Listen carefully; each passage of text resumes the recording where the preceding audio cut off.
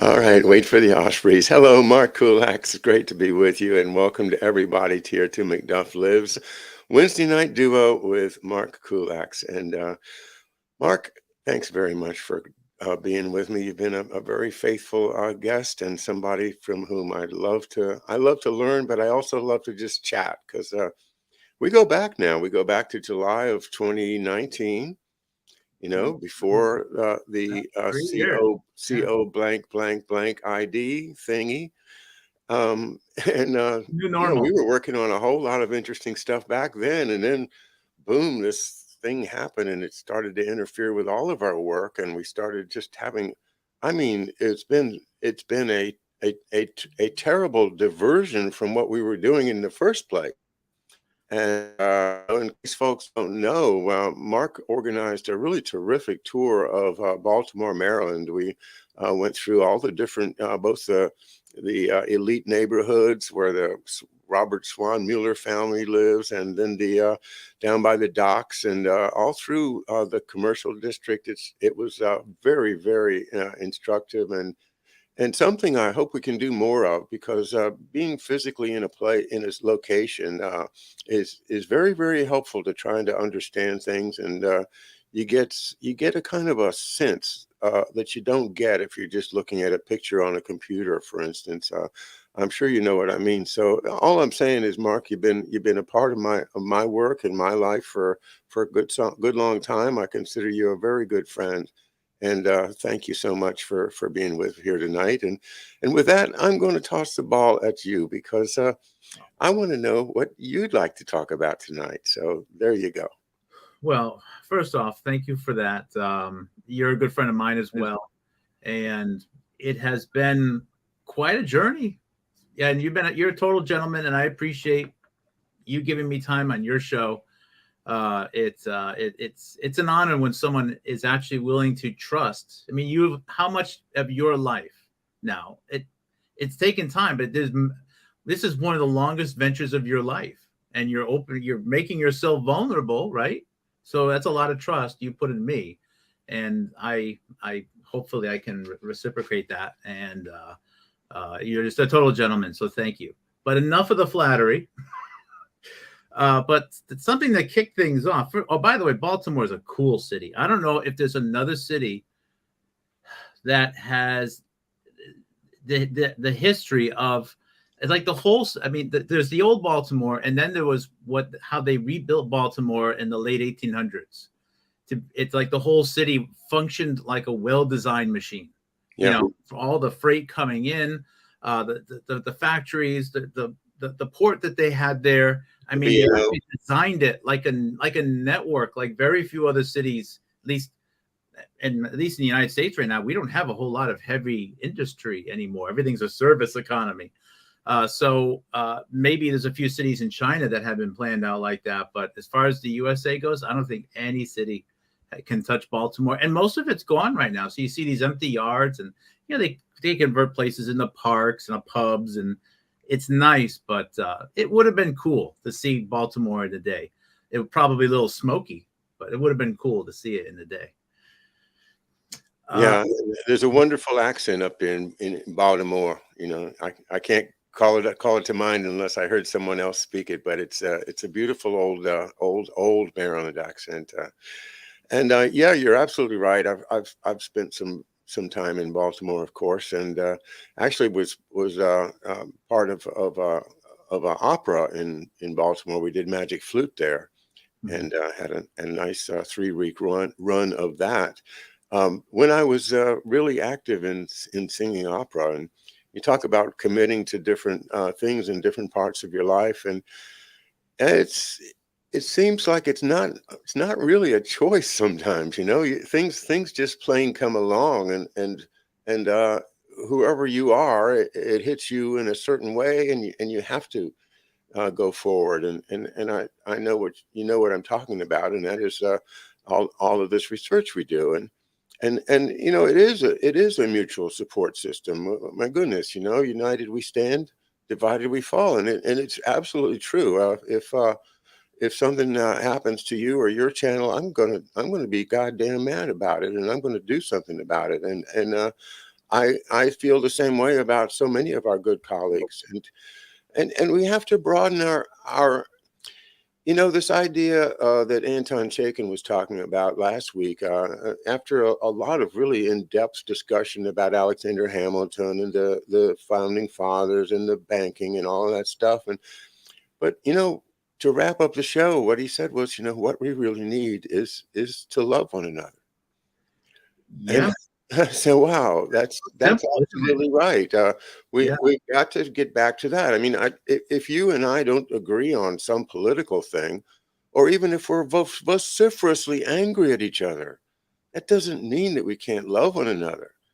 And this is this maybe the pendulum is going to swing back towards love, away from all of this, empiricism and just vicious mudslinging back and forth, and unwilling to even consider the other person's point of view. Well, that will definitely be a bottom up thing. I don't think that will come from the top, nor arguably should it. Yeah, I mean, political differences should be, differences of opinion on perhaps how to fund schools, maybe. I mean, it shouldn't result in people wanting to bring picket signs to the street and stab each other with them. It's absurd what's happening in the United States right now. And I heard some of Biden's UN speech today. I don't know what to think.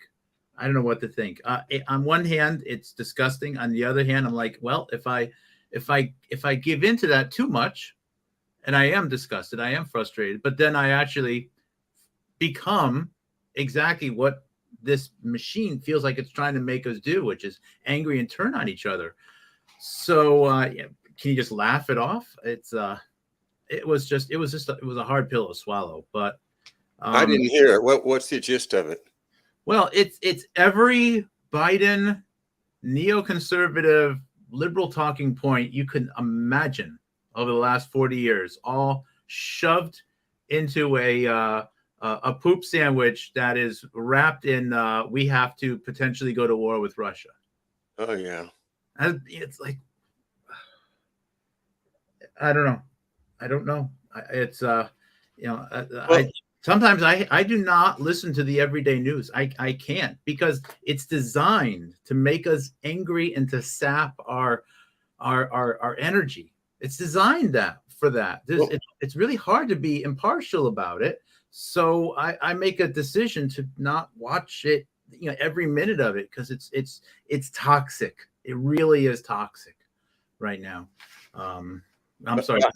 No, behind that though, I think it's one of the big topics that I've been discussing, and that is Putin part of the New World Order thing, and he's just playing his part, or is he really a sovereign entity protecting Mother Russia from the NATO bad guys? I have read a lot of convincing stuff both ways. Mm-hmm. Of course, I have no personal knowledge. I'd love to find that the world is turning back into sovereign countries that only business is taking care of their citizens. But as long as we have NATO, and as long as we have the Federal Reserve banking system, I don't think that the citizens are really going to have much to say about it. But what do you think? Do you have an opinion on whether Putin no? I don't really know. I don't live in Russia. All I know is you get this viewpoint and you get that viewpoint, and you actually have some really good guests on that have, I believe, give some real world vibes about life inside of Russia. And I think I'm really appreciative that you've had those guests on, John. And I mean, it appears that he has some sense of care for his own country, but I don't know. All I know is I do not feel like, as a U.S. citizen, the U.S. government has anything but hostility towards its own citizens. And as long as that's the case, well, it's somewhat irrelevant, how Putin is to his people. I mean, I don't wish anyone harm. I hope everyone is happy. That's such a lame thing to say, but I don't know. And as it becomes Putin versus our own government, all I know is there is an obvious lack of addressing real world problems in a good order of priority within the United States right now. It is so absurdly out of order the way that the problems are being addressed. The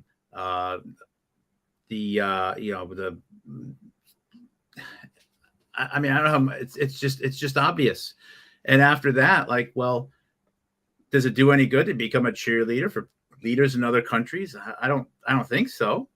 I would just like to see things a little bit better at home, but at the same time, as a citizen, or a citizen of the earth, whatever you want to say, it actually has helped me get my own priorities in order. It's never become more clear to me, the value of my own community, my own family, my own faith, and not putting bureaucrats ahead of all of that. Now that it's obvious that it's nothing but disgust for me. Like, well, why did I have the order reversed before?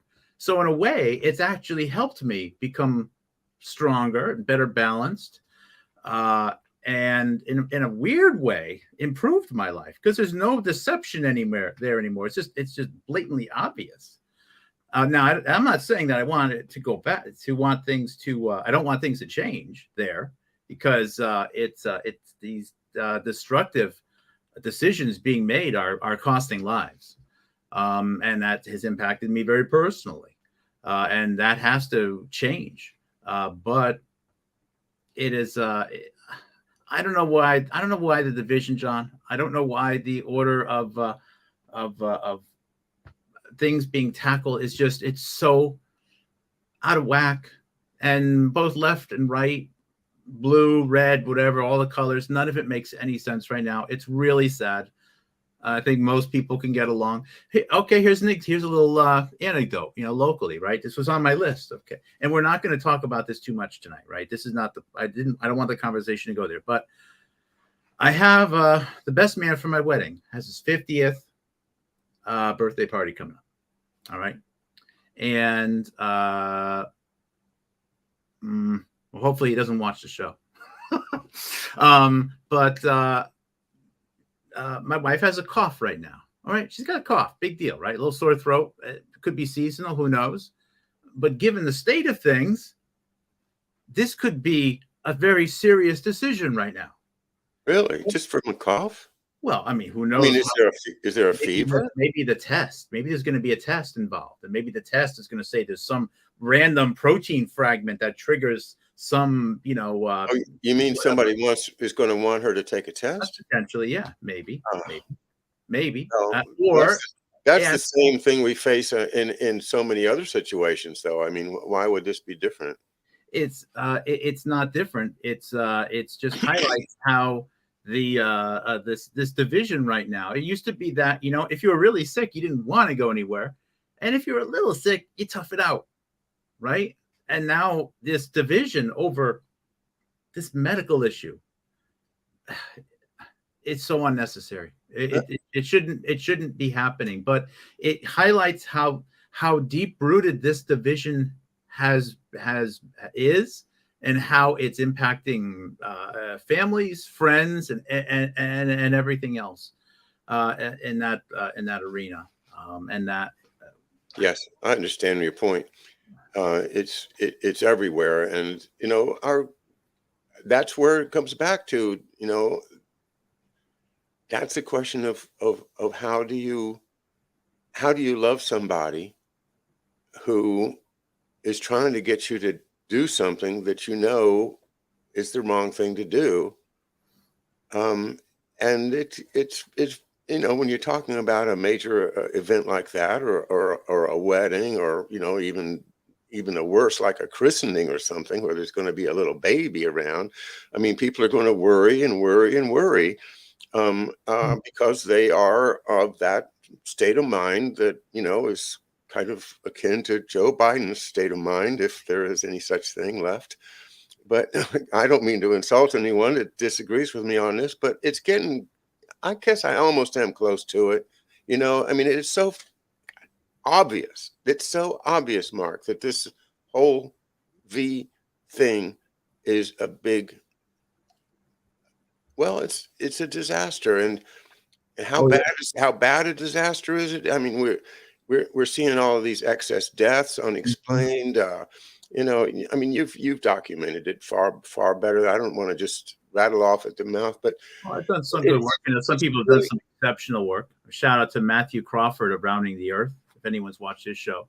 no. I say that again. What is it? His name is Matthew Crawford, Crawford, and his show is, or the program he is on is called Rounding the Earth, Okay. and he is a statistician, and there's some really amazing people. Some minds have really dropped what they were doing and have volunteered all over. So, I mean, I know what I'm good at, but I've seen other people in their element, and it's just a beautiful thing to see people in their element, Yeah. adding some value or helping some greater cause. But this week, you actually responded to an email. You and I were both on the same email list. Our mutual friend Johan, and there was a document that was purportedly a leaked document from the Rand Corporation, if I recall. And you actually took a show. It wasn't planned, but you dedicated a show to reading it. And I actually found your analysis of that document to be really good. Sometimes I'm not I have a little dyslexia, so I just some things I don't pick up on. But you found grammatical errors. You just found some things which it just seemed like a little childish or unprofessional. The way this 6-page document, leaked document, was written. And for the audience, could you just remind them what the general topic was? Well, Mark, thank you. The reason that uh, I had an opportunity because Harley Schlanger had a sudden emergency and couldn't appear. So I had been studying this document. I thought, wow, the question is not to me whether it's genuine or real, or not. I don't care who wrote it. What I think is the content of this document is remarkably sound. It made a whole lot of sense to me. And as I go through it, I'm reading and I'm noticing that, you know, like for instance, they used the word dollar as a plural noun, and it's not a plural noun. You put an S on it, and Mhm. and then there was a couple of just awkward sentences, and one of them which I thought it said the opposite of what it meant to say. And I thought, this is the Rand Corporation. Come on. They Mhm. they edit everything. They check everything. They've got, this is not just spell Grammarly. check. They use This is like, Grammarly. Everything is spot on. It's not like me where I actually will do a show and have typos. well, I'm like, any of us, because this is like the top think tank of the entire universe. mhm. And I don't think it's right to expect them. It's a red flag. But nevertheless, the content of that was so well put together. And it all goes back to the whole question of what is the United States' goal in its foreign policy towards Europe and Russia? Why are we doing all this crazy stuff? And it all is about the financial system.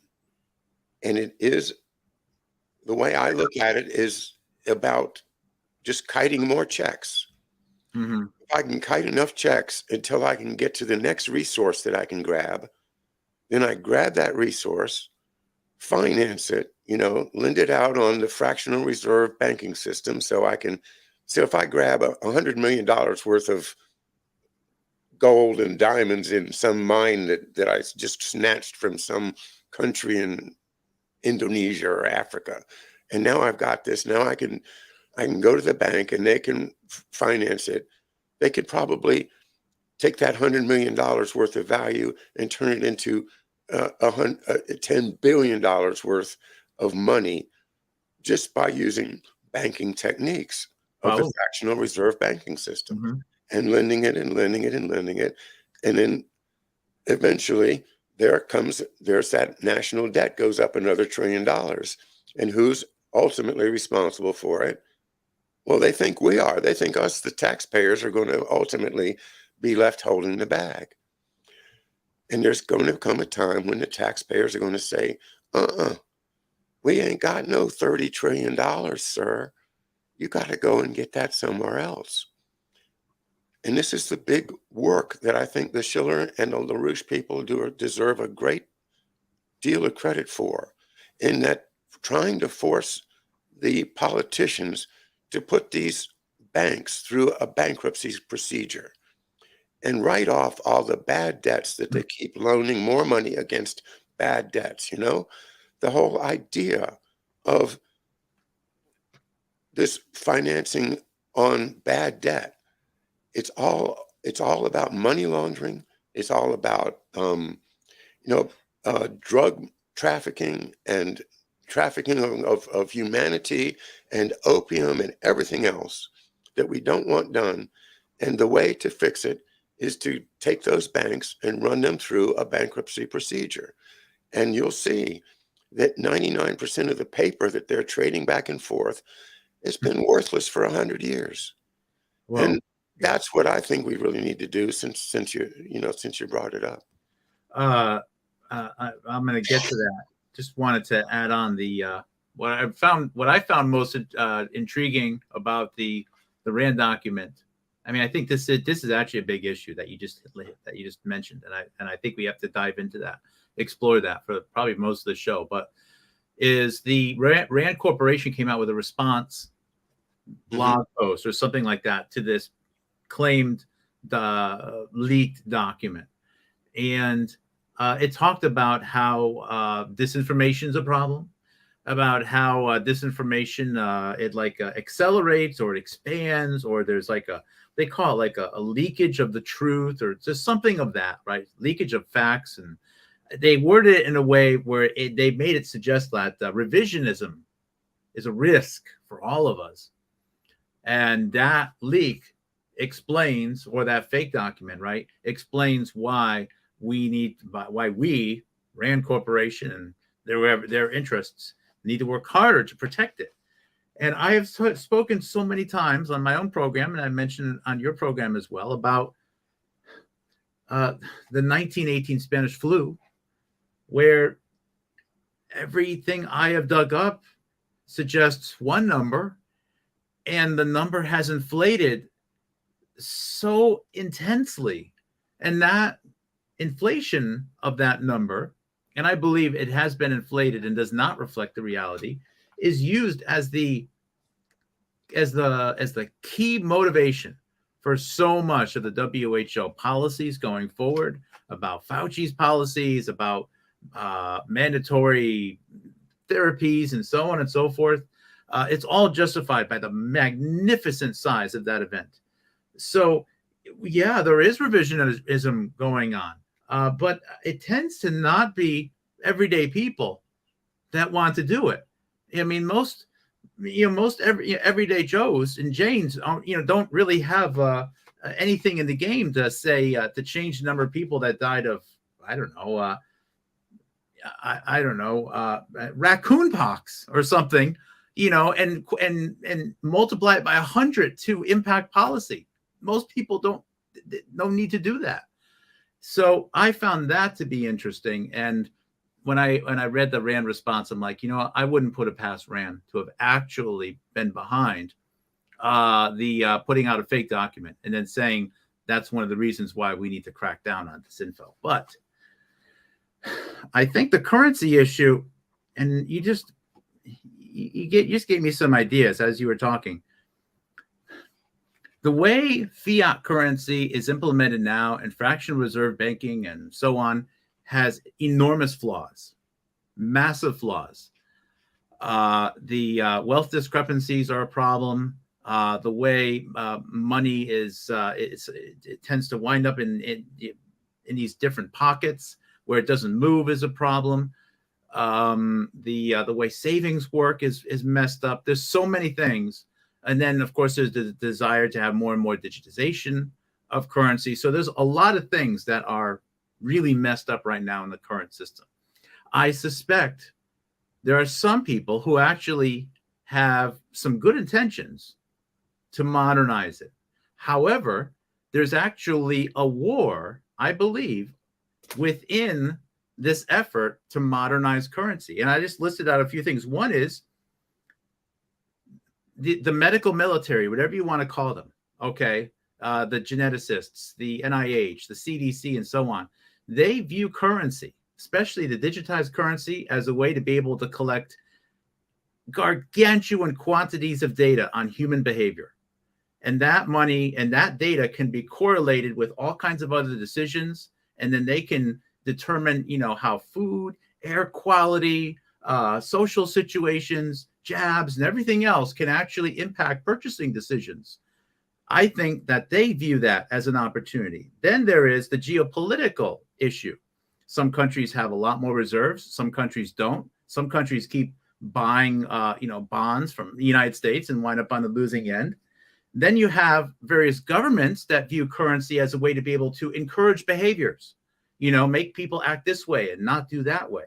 And then you have of course, the military-industrial complex. They have their angle in the game.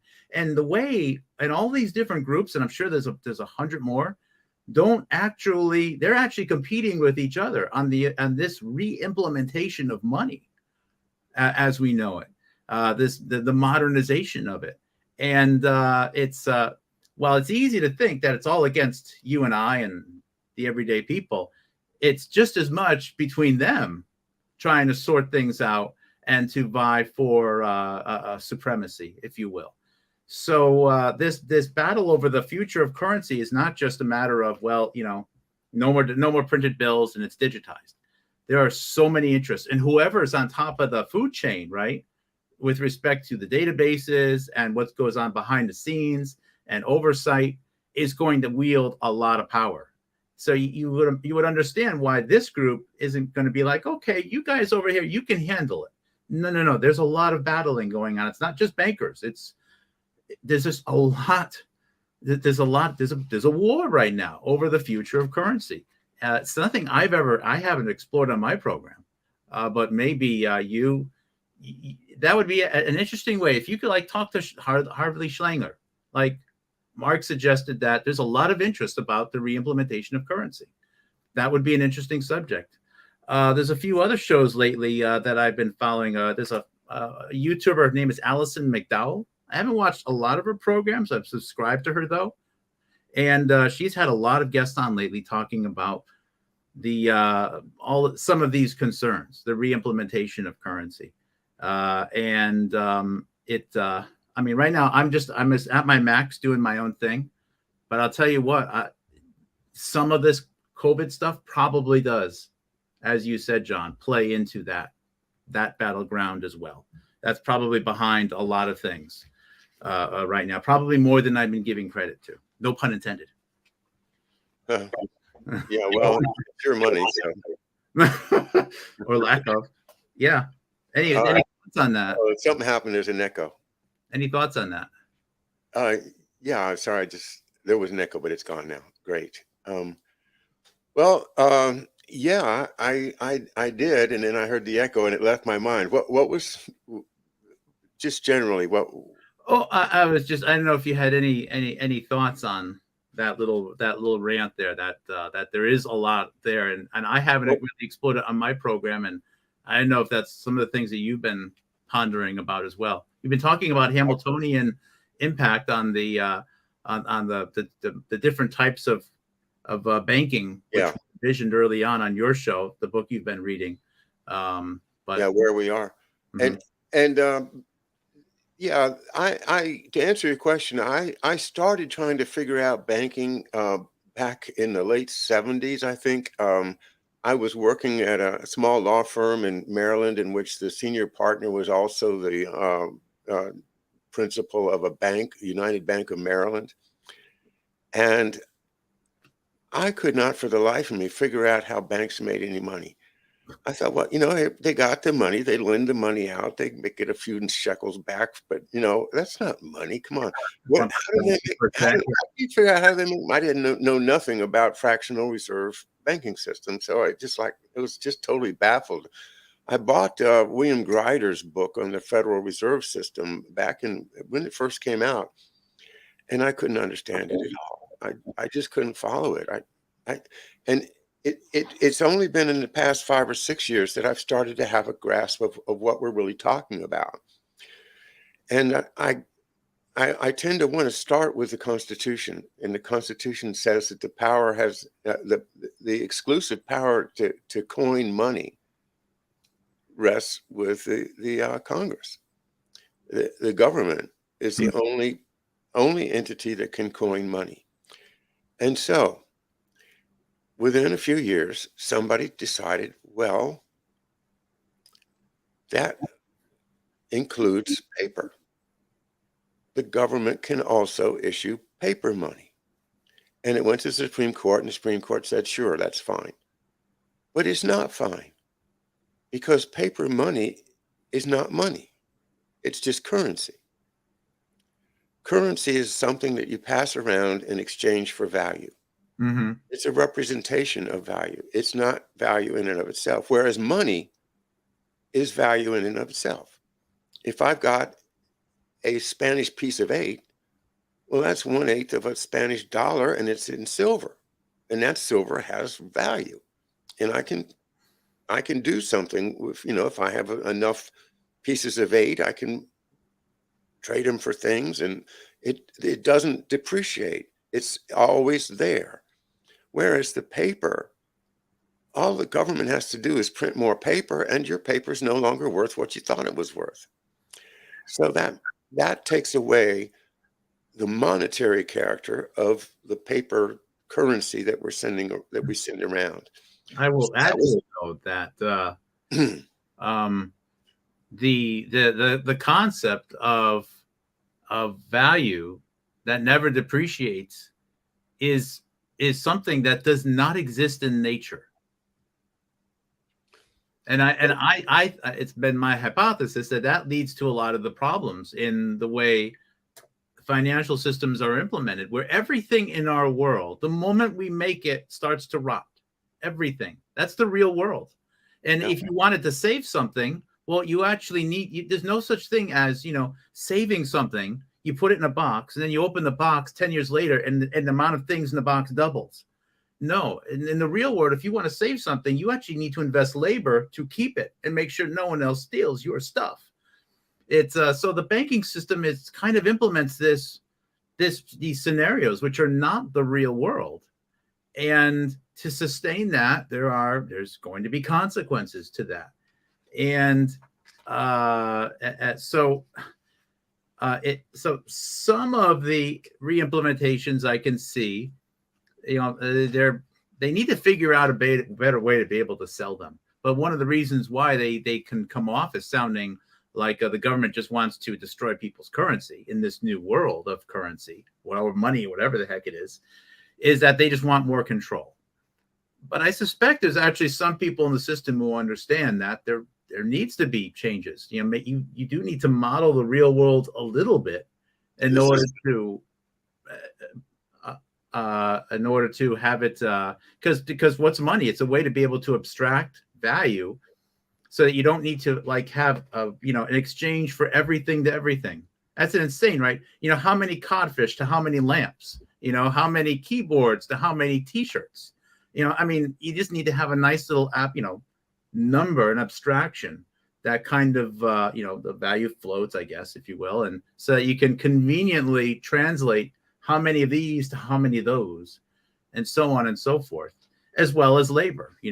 How many hours working at McDonald's equals a couch from IKEA or something? How do you do that? And that's where this, or banking, or this currency, or whatever the right word is, probably not using the right word, comes into play. But it's been abused, and now we have a system where it shouldn't be possible for like 100 people to own about whatever the number is, like 10% of the wealth in the United States. There's no way. There you go. In the real world, there's no way one person can be so effective a fisherman or something so good at building end tables that they own 2% of the country, or selling books online. So clearly, this system where that doesn't have any make any attempt to model the real world leads to incredible discrepancies. I was thinking this afternoon about it like this. Suppose that there is a deep hole in the earth. It's really, really deep. Okay. And it's full of money. There's nothing in there but money. Like Any US kind of money you want. Gold, diamonds, platinum. Okay. Completely rubies, jewels from the ancient world. It's all in this endless funnel of money. Okay. And it's called a fondo. And that's the Italian word for a financial fund. Okay. Now, if you owned that tunnel, then money doesn't mean anything to you anymore. You've got all the money you could ever use. And you've used this metaphor when you're talking about the purposes of various medications and medical procedures recently. You say, well, this is not about money. I don't think this is because these are the people that have the fundo. They've already got control over more money than the rest of us in the world combined. Yes. And so this is why they won't let the smart people create the better financial system.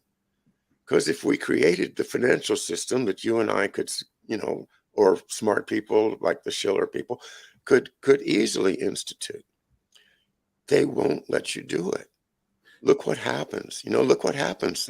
How long will they kill our prophets while we stand aside and look? And they're on the list too. I list, the medical military, all the geopolitical interests, the traditional military, this need for population controls, and then there are the current owners of the fondue. I think that's a better word. But this and they're like, well, this is working pretty good for us. We can do all kinds of fun stuff, and we haven't ruined things too badly, so they don't really want to change things too much either. So there is a competition and a lot of lobbying. I wouldn't be surprised if we started to dig into this. We probably would find some, let's just say, some early cancellations, similar to the NIAID, where things happen to people. But it's a very serious issue. Yeah, it absolutely is, and they absolutely will. Take you out if you get too close to achieving something along those lines of actual financial reform. But that's why we have a something called a Federal Reserve that is, as many people point out, is not federal and has no reserve. But everybody thinks, oh, the feds have got a reserve. Oh, well, everything's fine because the federal government has this reserve. Well, what's the reserve? Well, that's your backup. These are your guys, that are, doing push-ups in the back room, waiting in case you need them. And, you've got your big money, in that Federal Reserve, it's headed by the biggest bankers in the world. And they're so smart that they're going to take care of us. Wrong. It's the biggest fraud in the history of America. The Federal Reserve is a fraud. It's not there for us. It's there for them. It's there to help that fundo keep control over all the financial systems of the world. And until enough people are wise to that, one more point on money, because you asked me how I learned about it. Another person to really look into on this is Ezra Pound. Ezra Pound, who was locked up in St. Elizabeth's Hospital during World War II, and Eustace Mullins went to visit him. Ezra Pound, the poet, the supposed, fascist-friendly guy that they had to lock up because of things he was saying. But he knew about money. Mhm. And he said, look, the problem is interest. The problem is charging interest. The real reason that we need money is because if you own, let's say, use his example, if you own a mine, okay, and your mine is 100 miles away, okay, and you're on the coast where you have to supervise your shipping and everything, but your mine's, inland, Okay. and all the workers need to get paid, right? Mhm.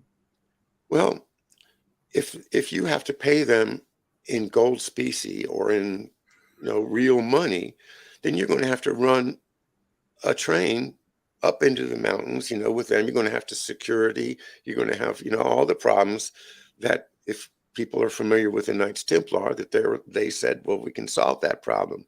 How do you solve that problem? Well, we have a corresponding bank in the mountains where if we show them a piece of paper that comes from the big boss, they have some money there and they'll just hand out the money to you. And that saves everybody having to carry the gold across the 100 miles and up the mountain. Mhm. Excuse me, my voice. So it adds operational efficiency as an invention. It should. Yeah. I mean, that's the potential. Yeah. But Potential. if you let people lend the money at interest, then you are creating what the church used to consider a sin, a mortal sin, usury of, and that usury doesn't mean too much interest. It means any interest. Okay. The church said, no, you can't charge interest. Why? Because it destroys civilizations. Because if you have to pay me 10 cents on the dollar I loaned you, you got to find that 10 cents somewhere. And where are you going to get it? Well, you're going to have to go out and do some work and get the money from somebody else. And that other person is going to have to get the money to pay you from somebody else. And if that person decides, well, I don't have the money, I'm going to borrow it from the bank and pay them 10%. After not too long, the whole thing is turned into a whole bunch of debts that everybody owes to everybody. And that's where I think that's a good metaphor for where we're at right now, Mhm. with a whole lot of currency, but not a whole lot of money changing hands. And all the money's already tied up in the big fundo. Uh, yes, yes. I mean, part of it is to encourage, you know, if someone's going to borrow money, hopefully that they're going to be using it in something that adds value over time, so they're not just spending it and throwing it away. But we allow that in the United States, though, to some extent. Many people are deep in their credit card bills and buying cars that they don't really need. I mentioned today I was a guest on Kevin McCarron's show for a little bit, unexpected, albeit, and how horrible it is as a U.S. citizen that less than half, I don't know what the number is, but a lot of people in our country, John, don't own a home or land. Yeah. And even if they own a home, it's a townhouse or it's an apartment or it's a space. It's a cube in the sky. It's not even really land. Yeah. And while I'm not suggesting that people should just be given free houses, but the system is so broken that most of our citizens in our country can't actually afford to own part of our country. They should have the right to, without having to, forfeit having a family to buy a house, little place. You can do whatever, and maybe you can have a little local agriculture or whatever the case is. And instead, we have a big percentage of our country that are just renters in their own country, and there's just something really troubling about that to me.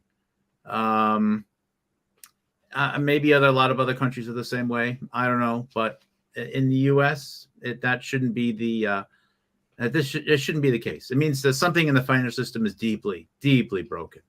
I mean, I'm lucky. I worked as a white collar professional for 20 something years. So, but Yeah. What if someone, not everyone has had that. And you shouldn't have to, go to a college. You should be able to, work a solid trade, and, you know, you should be able to own some land. You should be able to have a house. And our financial system right now, the implementation of it is so skewed. And now the cost of a home is ridiculous. It's awful. Yeah. I know there's some areas in the country which are still more affordable, and maybe the system is trying to tell us that there should be some movement to some of those towns.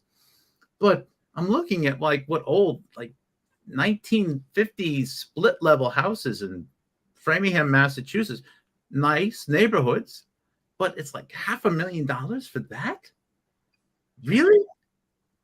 And this is Massachusetts. I mean, imagine, areas I know California and, the New York City suburbs. Well, maybe New York is struggling a little bit right now, but what kind of a job do you need? And then with the new rates, I don't know how anyone has been able to afford some of these homes. Although I do have a dark hypothesis that that there have been more people collecting inheritance money over the last 12 months than probably ever before in U.S. history. So I think some of the real estate purchases have actually been with all cash. And I actually do know a couple people who have had some losses, and but they have been able to just pay things off. So things are just that messed up right now. Or I think one of the only things keeping the country from completely collapsing is the fact that people are dying, and there's been inheritance collections. Well, can you imagine a more sick scenario for economic sustainability than that? well, yeah, I can. It's pretty bad, but that's pretty bad, though. You have to admit that's pretty high on the list. I take your point. I think though it is a whole lot worse when you look at what I think that Rand Corporation, the fake Rand Corporation, quote unquote, document does make the point that by freezing out the Europeans from Russian oil, by creating a scenario where they have to put all their assets into a war and moving them way down on the quality of life scale, putting them in horrible debt situations on an individual level. I mean, I can't imagine how bad it can be. Very, very bad this winter without Russian oil. It's just obvious. But by forcing that horror on Europe, the American and British, the Anglo-American banking system, the Atlantic people are going to make what, according to that article, something like $7 or $9 trillion. So that's the real money. That's the trillions of dollars that that's sustaining people's belief in the stock market and the American economy, is that not only are we going to get all the business that represents Europe turning to us because they can't do business with Russia, right? That's the main idea, is if they can't do business with Russia, they've got to get it from us, right? Oil. Well, we have a lot of it. Other countries have it too. And fracking, the fracking gas that we're going to ship over to these ports that they're building in Germany. Why not Norway? They have a lot of offshore oil. I mean, I don't know how much, but I think they have a pretty fair amount, don't they? They do. I don't know the answer to why Norway doesn't just pitch in and solve this, but they're not. Maybe they just have a plan of taking care of Norway first. But then the real goal, of course, is Russia. Is to take down Russia. If our financial system can get NATO to go to war against Russia itself, then they're going to win. And if they win, then that justifies all the stuff they've done, including the quantitative easing, including the printing of money, because there'll be so much new assets coming in. All of that Russian gas, oil, timber, minerals, you name it, uranium, all of that represents new money to the financial system. And that, I think, is what they're banking on, so to speak. It's a Maybe. horrible thing, but I think they really do want World War III, and they're going to clean up. That's, I think, the plan. But I mean, who are they? I mean, aren't they already pretty comfortable? Yes, but they're having fun. they want to control everything. I think power is the most addictive drug out there, and they've got so much power already. They're thinking, and who was it? I was watching Martin Armstrong a few minutes ago of the Armstrong Report, and he's talking about how it is like a Sim City. Like they've got this. We're like the Sim people in their computer games, and they're playing with us. Like you say, with the medical information, learning every single thing about every single person. Mm-hmm. Well, Yeah. they're also looking at our psychology. They're looking at our choices. How do we, spend our time? And who knows? But there's a betting pool on. Is John going to go to the swimming pool today? Is Mark going to do a show with John tonight? I think that they really are so sick at this point that they want to see if they can control human beings remotely through whatever combination of drugs and microwaves and whatever else it takes. They're working very, very hard on that. And that's what I think it really is. It's just the extension of power to the nth degree, to the point where they think, well, they can just, have these Manchurian candidates to go around and have a war and see who wins. If that capability was there, I have absolutely no doubt that there would be at least a few people, maybe a lot of people, that would want to exploit it. And I still lean towards believing that there's a lot less known about the human mind and so much of our architecture that there's some templates out there, but I think there's a lot more. There's a whole lot more nuances that are not known yet, and it will take time, and it's going to take devices or methods to be able to collect that data. I mean, your iPhone or whatever device you use, and Google has been able to collect a lot more than I think a lot of people thought would be possible. Sure, it does, but there's still much more. There's still a long ways to go, and I tend to be in the camp of thinking that there's still a lot of runway there. So, if that were to be true, well, what populations would be the most valuable in the world to monitor? Would you care to guess which one it would be? Iceland, because they're all pretty much the same, or someplace more diverse. Where would you go? Would you go with diversity? Diversity is strength, and diversity is value. Yeah. Because if you want to be able to correlate different reactions and responses to social situations, information, food, whatever, to DNA and family and culture, you will get more combinations in the United States than the rest of the world. You could almost ignore the rest of the world. Just the USA, there's more variation. There's more genetic diversity in the USA than has ever existed anywhere in human history at any one time right now.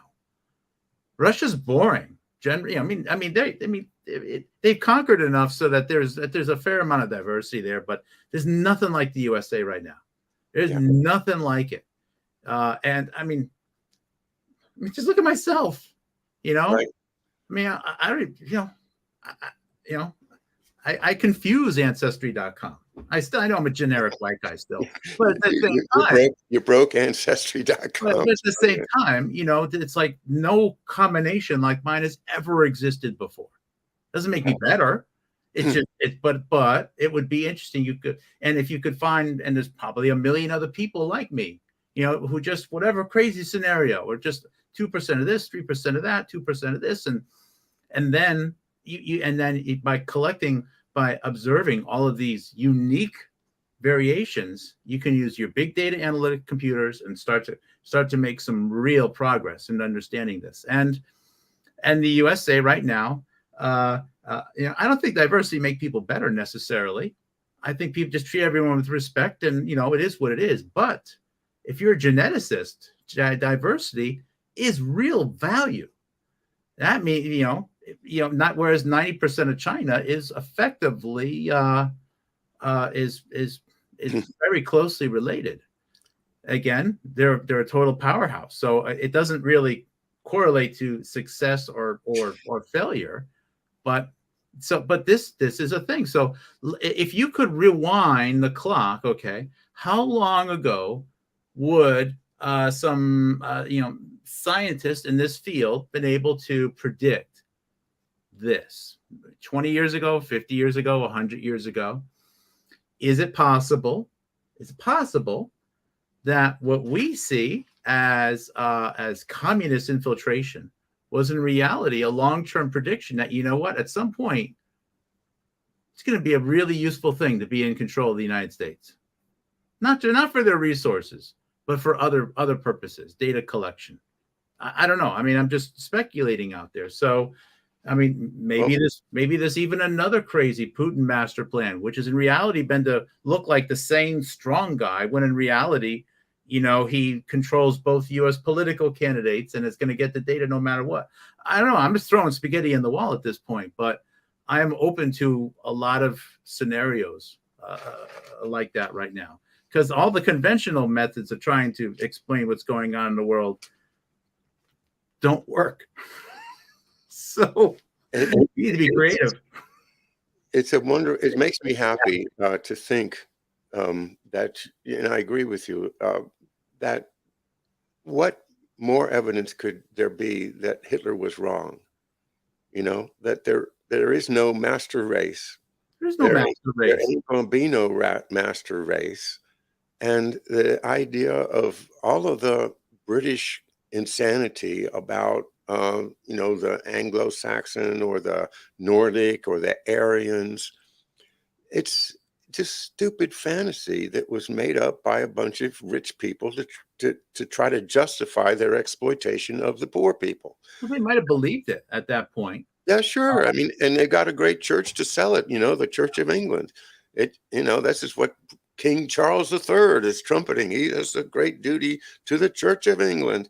Well, the Church of England has been behind the slave trade. And I mean, sure, give them credit for being the first country to ban the slave trade, but that was not, that wasn't the financial institutions that banned the slave trade. You can bet on that, and they're the ones that control from the City of London even today. And if they want to maintain, their some definition of their race, that's their own prerogative. I mean, again, some countries may want to go in that direction, and some maybe not. And it's a big world. There's a lot of room for people to go whatever direction you want. The United States is what it is. It would be great if we had some at least thread of combined culture, but I feel as though that the left and the right are both at play to try to destroy any. Don't get me started. I mean, I am somebody that spent a great bit of my life trying to preserve traditional American music and dance, and to keep us dancing together, and to keep us playing the fiddle, which is. You're a great fiddler, by the way. You're good. I play, and I don't say I'm all that great, but it's the tradition, it's the idea of, Grandpa played the fiddle, and I learned this tune from my uncle, and I gave it to my cousin, and he's You know, that whole idea of music and dance that comes up from the people and is not pushed down at us from Hollywood and Nashville and New York and all the crazy insanity, because all that is part of the propaganda. All that is part of the shaping of us to not be genuine, not be real, not be the people that we were born to be, and to turn us into these characters that fit in with their scenario. Yeah. You know, Yeah. that psychological aspect of music and video, movies and television is got to be one of the worst things that they've done to us yet. But Speaking of music, that'll have to wait for another show. I did get I got a really cool birthday present yesterday from Cheryl. Happy birthday! I got a set of the spoons. Nice, nice. Okay, well, I have to learn to play the spoons now. I want to work it into my program somehow. It's going to take me a while, but it's going to be a slow rollout. But I'm a huge fan of Spoon Lady. You could probably find her channel. Yeah. And I was like, wow, I couldn't believe it. You can do with a couple of spoons. So I'm excited to try that out. So excellent. Stay tuned. Stay tuned. Well, we'll have to have some music next St. Patty's Day. I want you to be ready. Okay. Okay. All right. I'll give you 6 months. Pressure's on. Thank you, John. All right. Mark Kulacz, houstatonicits.com, an incredible archive of research that he keeps building on a daily basis.